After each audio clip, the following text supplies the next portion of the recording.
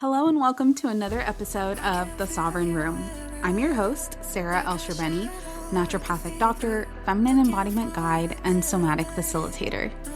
This is your space to come home to your body, reclaim your voice, and heal the nervous system patterns keeping you in survival mode so you can trust yourself again, feel safe in your own skin, and lead your life, relationships, and business from sovereignty instead of self-abandonment. I am so excited you're here. Come sit with me inside the Sovereign Room.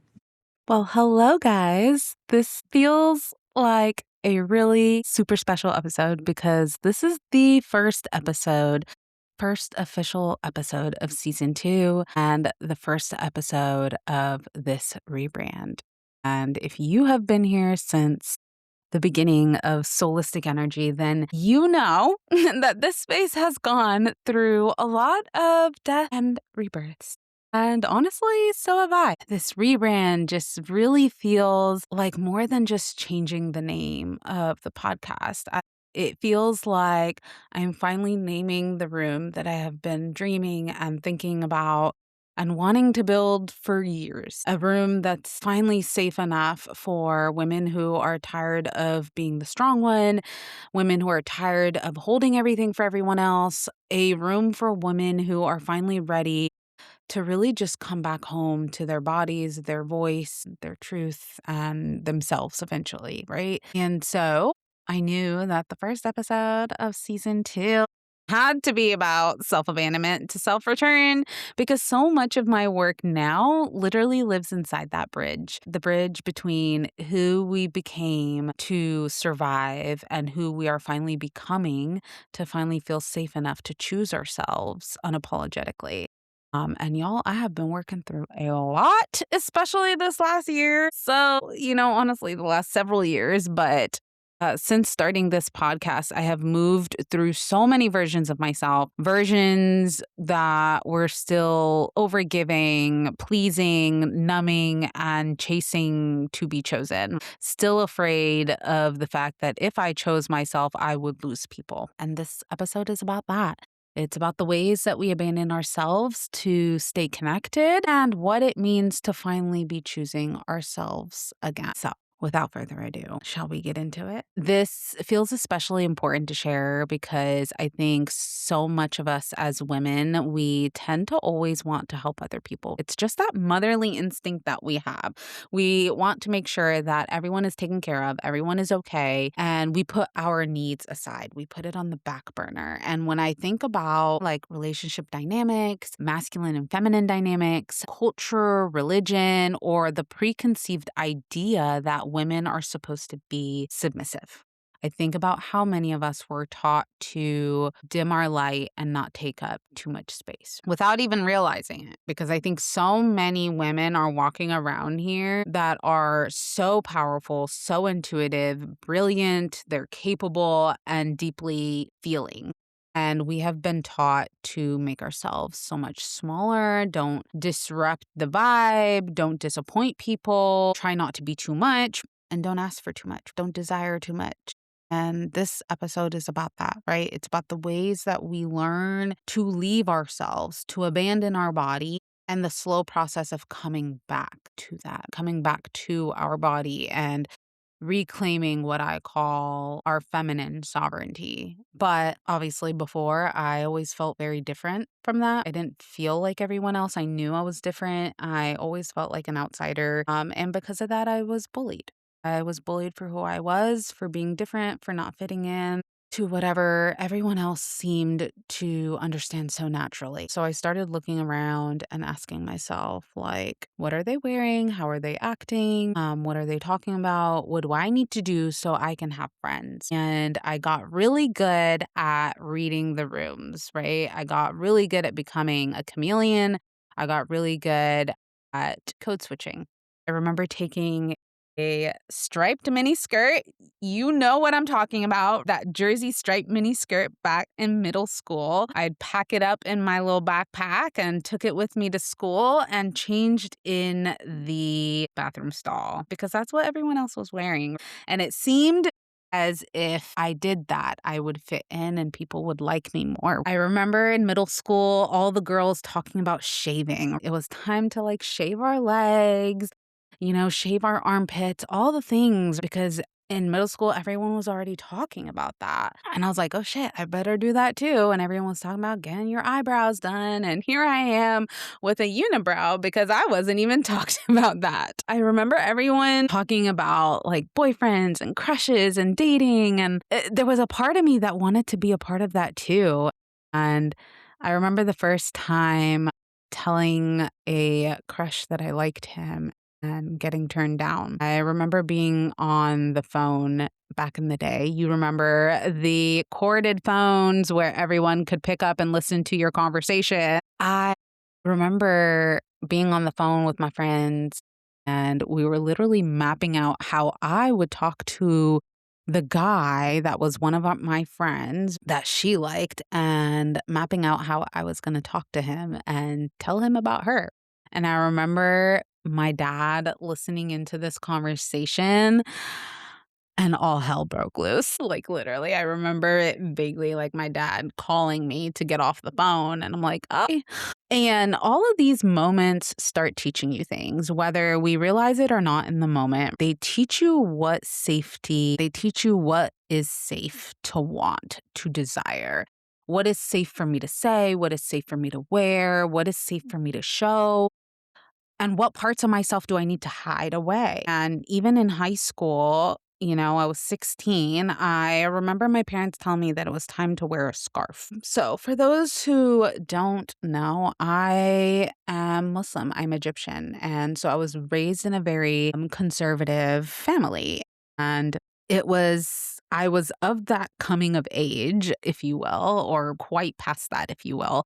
And I remember wearing a scarf to school because I was told to, and teachers not recognizing who I am. But shortly after that, I remember taking it off whenever I went out. Then a lot of the rebelling began. I started drinking, and then I started asking, what are the cool people doing? How do I fit in? And I started doing what everyone else was doing, even if it hurt me.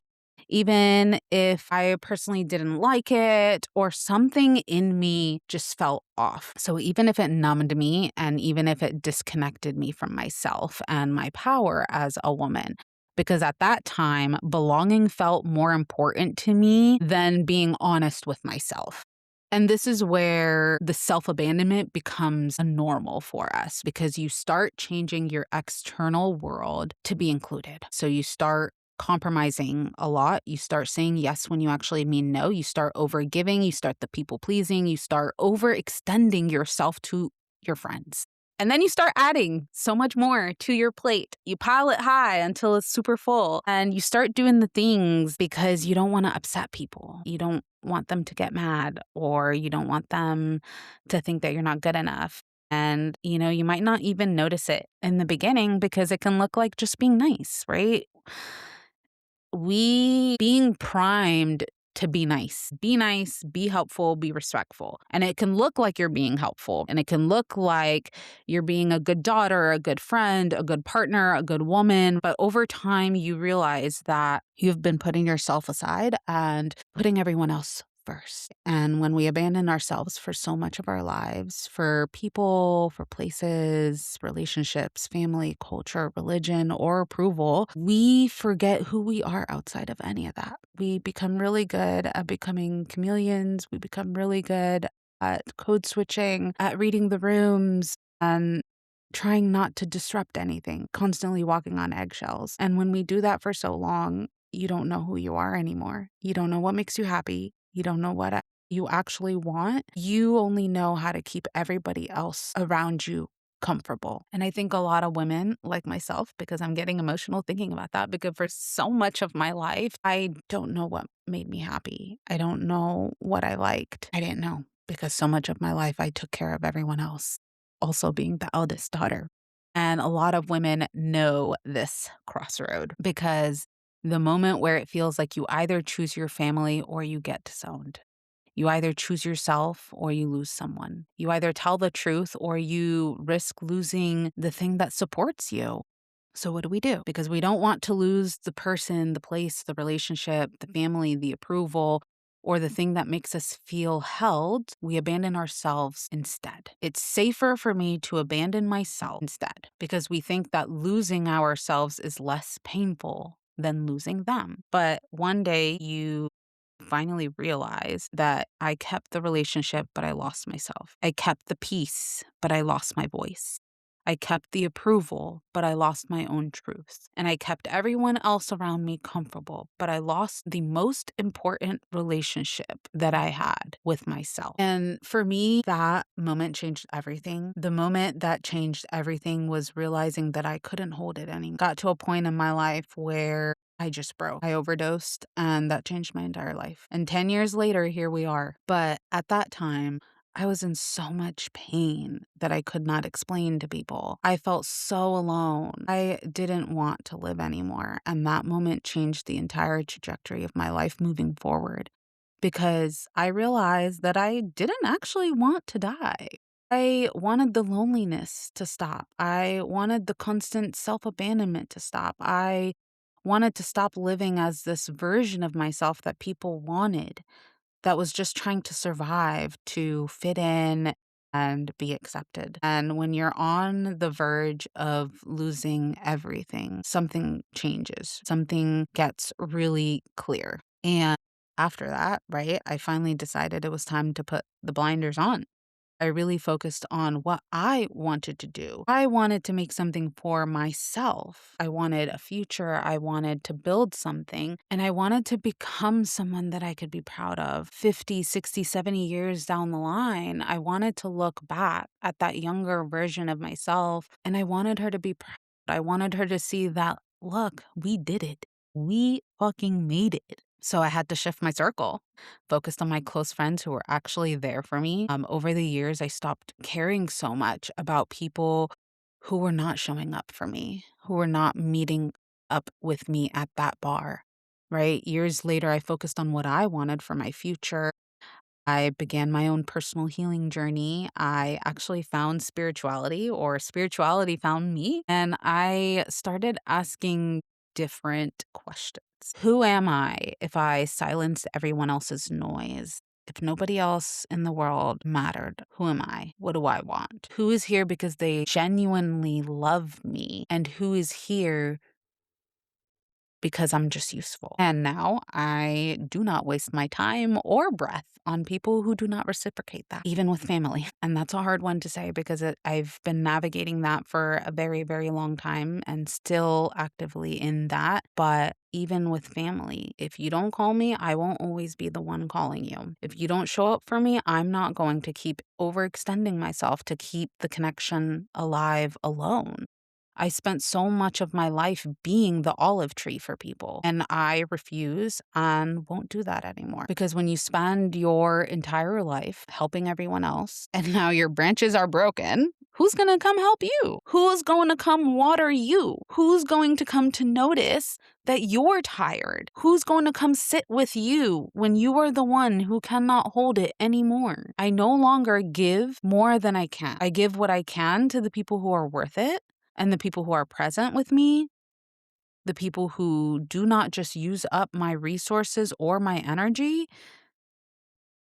And that doesn't mean that I don't love people. It just means I'm finally learning not to abandon myself in the name of love, which is a conversation for another day. Because we hear the word love, and I think we have been conditioned to think that love equals sacrifice, but that's a conversation for another day.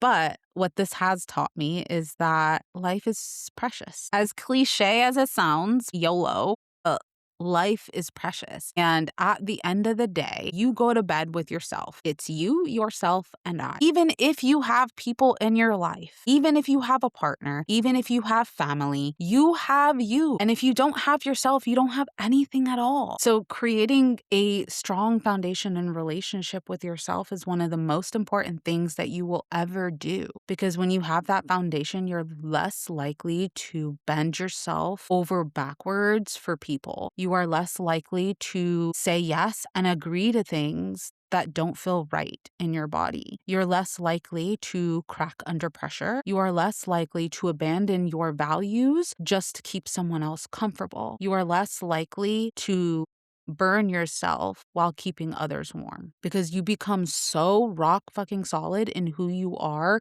in your values, and what you want, and what you deserve. And you understand that you deserve to be respected so maybe you see yourself in this as well. Maybe you notice the constant pleasing of other people, and maybe you don't notice it in the beginning because it becomes second nature and it feels normal to say yes. You say yes because you don't want to upset people. You say yes even when you're not like 100% on it. So you overgive, you overextend for your friends and family. You add more and more and more to your plate. You change your external world to be accepted, and you start compromising for people because you want to be included and you don't want to be left out. Or maybe it just shows up in the way you wait. You want to travel, but you don't want to go because you're waiting for someone else to go with you. You want to hike, but you don't go because you're waiting for someone else to invite you. You want to try something new, but you don't want to do it alone. And that fear of being alone can keep us attached to people, places, and relationships that are actually not nourishing to us, because sometimes we would rather keep people around us than sit with ourselves. And I say this with the utmost compassion because I have been there and I've done that so much of my life. And so thinking about it, right? Where am I abandoning myself to keep someone else comfortable? Where am I saying yes when my body means no? Where am I waiting for someone else to choose me before I choose myself? Where am I keeping people around because I'm afraid of being alone? Where am I overextending myself in the name of love, loyalty, family, or being a good person? Where have I lost myself trying not to lose someone else? I invite you all to sit with those questions, even journal on them. I love journaling, and I think setting aside 5 to 10 minutes to sit with some of these questions, maybe one of those questions kind of hit you a little bit more than others, and you felt like a little tickle with certain questions, then I invite you to take them, sit with them, and journal on it. Or what we're going to do now is we're going to transition into a little somatic practice that I really love doing. And it's a very short somatic meditation because conversations like these can bring up a lot for us. They can bring up a lot of memories, people, old versions of you, or moments where you finally realize like, oh girl, I have been doing that actually. And I don't want to just leave this in the mind, right? Because we are really good at ruminating on this. You know, you ever have that experience where you like say something to someone and in the moment you don't really think about it, but then hours later, once you're home, you're just like, oh, I actually said that. And then you're just like constantly thinking about it, right?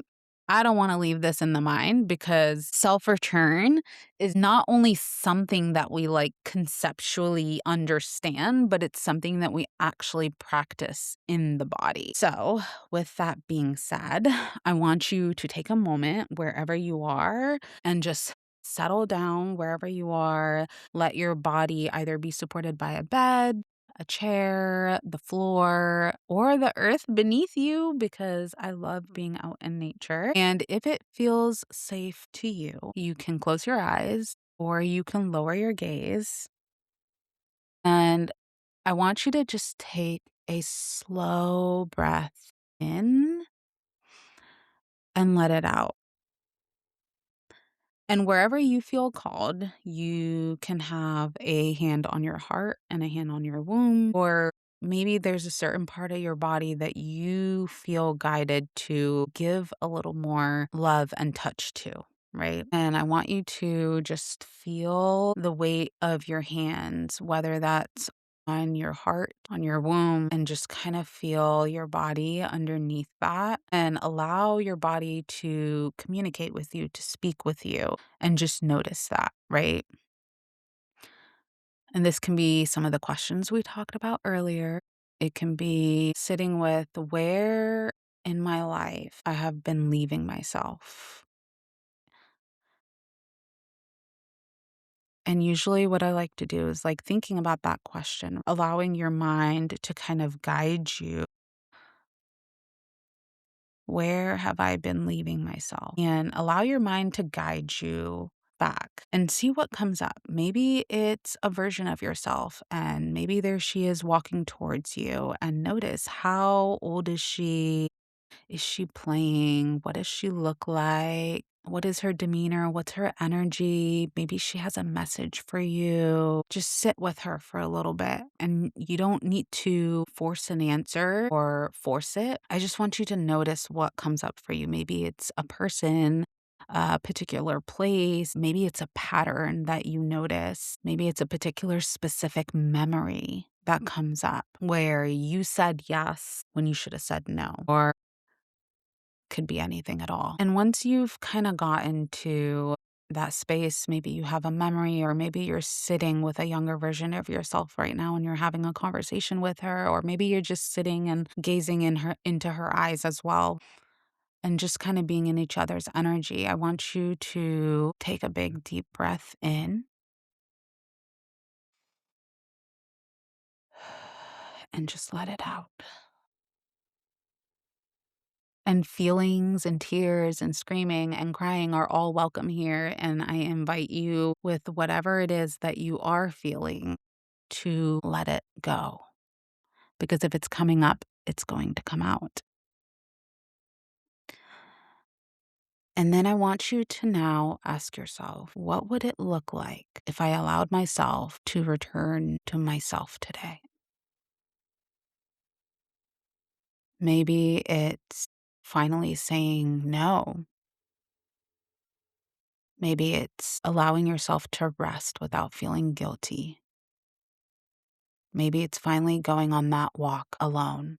No phone, no nothing, just being out in nature. Maybe it's not being the first person to text back or to text first. Maybe it's letting yourself want what you want with no question asked. Maybe it's finally speaking your truth and not having to water down yourself. Maybe it's allowing yourself to finally be seen.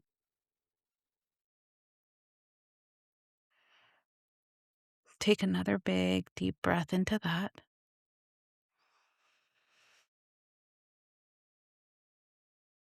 And if it feels right and safe to say to yourself, I am allowed to come back to myself. I am allowed to choose myself. I am allowed to have desires. I am allowed to stop performing to belong. I am allowed to be loved without abandoning who I am. And then take one more breath here.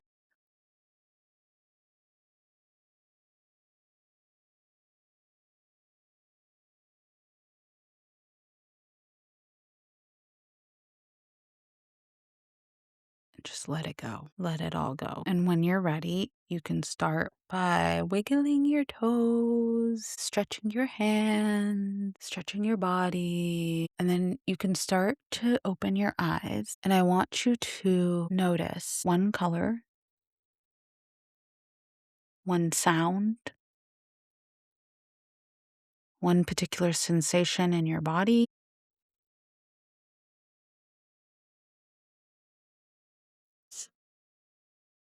and then come back. Come back to your body.